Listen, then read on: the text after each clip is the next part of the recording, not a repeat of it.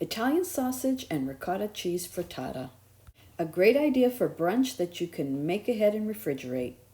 You will need 2 Italian sausages with the skin removed and cut into chunks. You will need 6 eggs, which will feed about 4 to 6 people. You'll need about 175 grams or 3/4 of a cup ricotta cheese, about 3 tablespoons of freshly chopped parsley, salt and pepper to taste. To your eggs, you will add salt and pepper, and then mix lightly with a fork.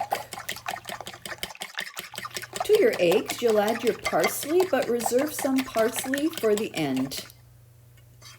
In the meantime, you're warming up your frying pan to medium heat, lightly drizzled with oil.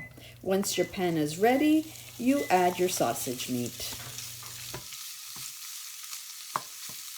Now we want to not only brown the sausage meat, but we also want to cook it through and through while maintaining the large chunks.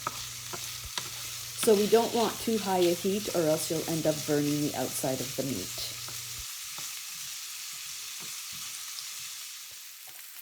Once the meat is cooked and browned, we want to drain off some of that fat.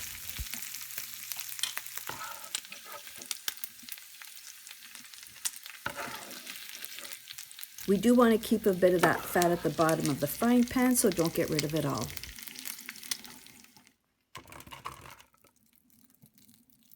Then we want to return the meat to the frying pan and space the meat out evenly. Your pan should now be at a low heat, and we will take our eggs and gently add them to your meat. Then you will take your ricotta cheese and drop spoonfuls of the cheese into the frittata, evenly spaced apart. You want to keep the ricotta cheese in chunks. You're not stirring it in. At this point, you do not want to disturb the bottom of the frittata. You're letting it cook very slowly.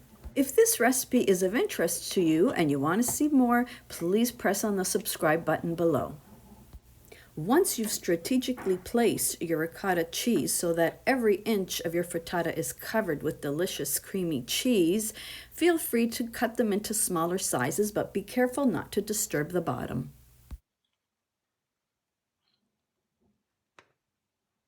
We need to be gentle with it. Our goal here is to see beautiful chunks of creamy ricotta cheese, chunks of sausages, and the parsley.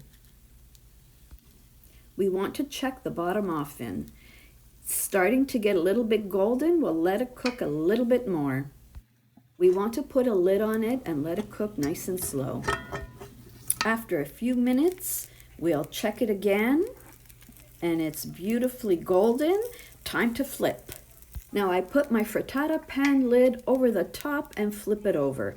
If you don't have a frittata pan, just place a dish over your frittata and flip it over, then slide your frittata back into the frying pan.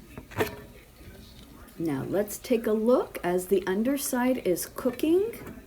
We're going to leave it for a few more minutes, and here we go. A beautiful frittata. Sprinkle it with your leftover fresh parsley. Absolutely gorgeous and very tasty. You can see the chunks of ricotta, cheese, and sausage. Go to ginasbellacucina.blogspot.com for details.